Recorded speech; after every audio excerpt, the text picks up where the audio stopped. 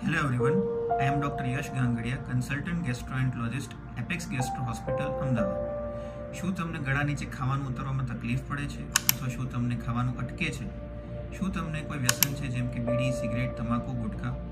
તો તમને કેન્સર ઇસોફેગસ એટલે કે અન્નળીનું કેન્સર પણ હોઈ શકે છે.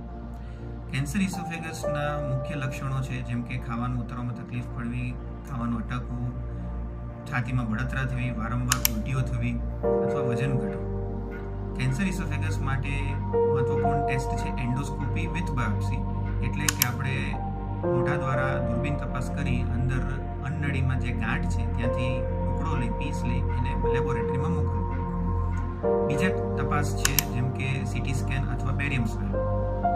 કેન્સર ઇસોફેગસની ટ્રીટમેન્ટ માટે આપણે સર્જરી અથવા કીમો રેડિયોથેરાપી કરાવી શકીએ છીએ અને એન્ડોસ્કોપી દ્વારા અંદર એક ધાતુનો સ્ટેન્ટ મૂકી ખાવાનો રસ્તો પણ બનાવી શકીએ છીએ.